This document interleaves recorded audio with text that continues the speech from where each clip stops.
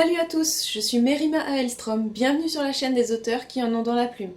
Je suis ravie de vous retrouver pour cette première vidéo chronique. Le dernier samedi de chaque mois sera réservé à ce genre de contenu, dans lequel je donne mon avis sur mes lectures. Et pour commencer la série, je vais vous parler d'une saga que j'ai terminée il y a peu et que j'ai commencé l'année dernière. Et comme ça risque d'être un peu plus long que d'habitude, commençons dès maintenant. Il s'agit d'une œuvre intitulée Chronique des secondaires de Tanglemore d'Azaël Gélil. Pour l'instant, il y a 3 tomes, un 4e est en préparation et je crois qu'il sera sorti lorsque la vidéo sera hébergée sur YouTube.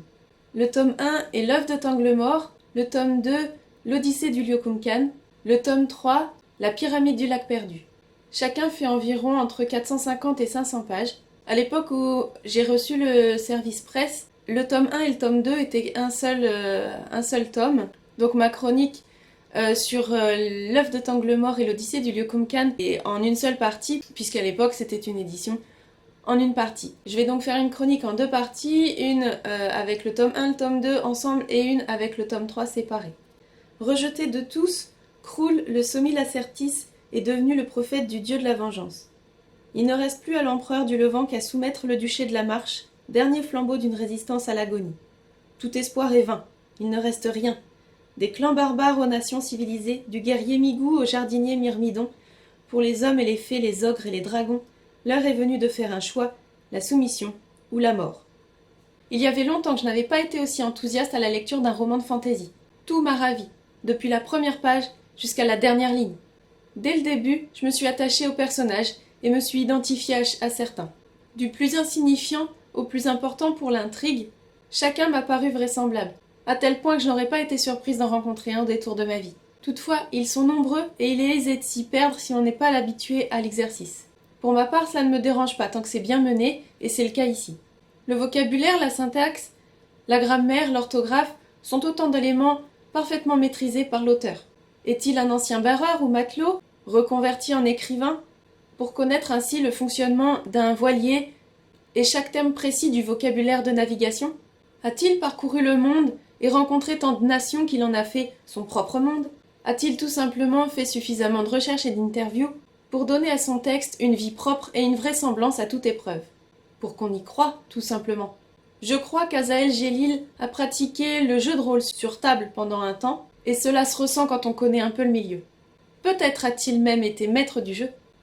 Bref, je ne vous ferai pas l'affront de détailler chaque intrigue, chaque personnage, il y en a beaucoup trop, et je souhaite laisser aux futurs lecteurs l'émerveillement de découvrir cet univers et ses personnages. Un univers de débauche, de torture, de carnage, de cannibalisme, mais aussi d'émotion, de beauté, de féerie, d'amour et d'amitié sincère. Le couple qui m'a le plus ému est celui d'un pachyderme qui donnerait sa vie pour une souris.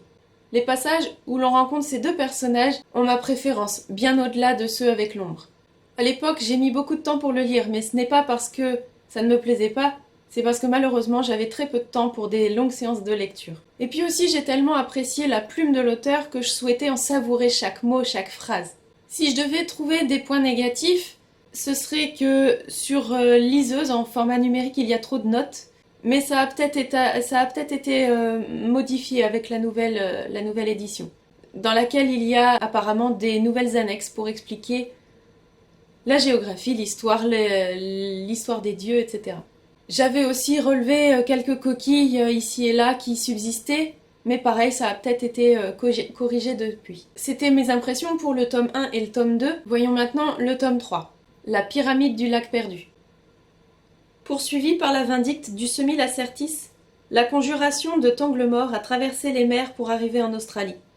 Guidés par la vision du vénérable Canlis, les rebelles s'aventurent dans le jardin de l'hiver à la recherche du repère disparu du plus terrible sorcier de tous les temps. Au pays de la nuit éternelle, harcelés par un froid insupportable, les conjurés sont engagés dans une entreprise suicidaire. Sur leurs épaules reposent tous les espoirs des peuples du Levant. Dans ce 3e tome, nous retrouvons les personnages que nous connaissons bien maintenant. La Dame de la Marche, l'Ombre, Masque Noir, le Prêtre Borgne, le Sunshine, l'émissaire de la Sylve, le Myrmidon et bien sûr les méchants, l'empereur, les prêtres putréducteurs, le sorcier nécromant, etc. Arrivés au pays du froid, nation matriarcale aux mœurs si différentes, les conjurés rencontrent de nouveaux alliés en vue de leur nouveau périple. plus dangereux que tout ce qu'ils ont connu jusqu'à maintenant. Ils devront affronter le froid glacial, leur propre peur, et un sorcier immortel dont le monde avait oublié jusqu'à son existence, ou presque. La plume d'Azaël Gélil est toujours aussi propre, agréable, fluide. Les actions s'enchaînent pour ne nous laisser que peu de répit.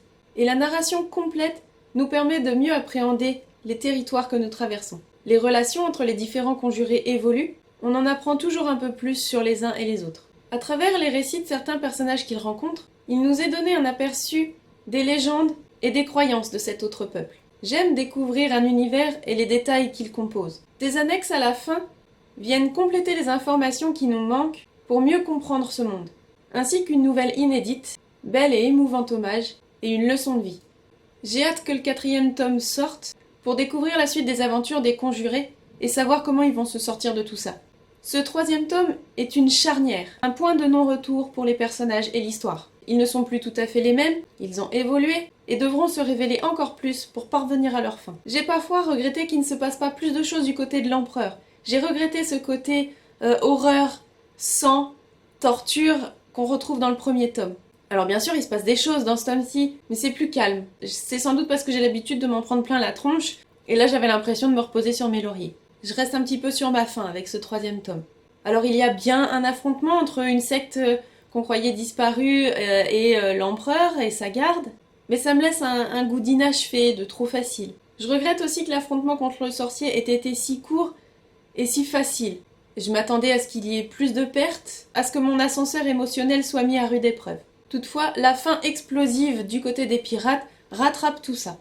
J'ai d'autant plus hâte de découvrir le 4e tome. Je remercie Azaël Gélil de m'avoir invité à traiter ce service presse et particulièrement de m'avoir envoyé ce 3e tome, de me l'avoir dédicacé, et en plus j'ai découvert que je suis dans les remerciements parmi toute une flopée d'autres personnes et ça fait bien plaisir, c'est une reconnaissance quelque part de mon travail de chroniqueuse.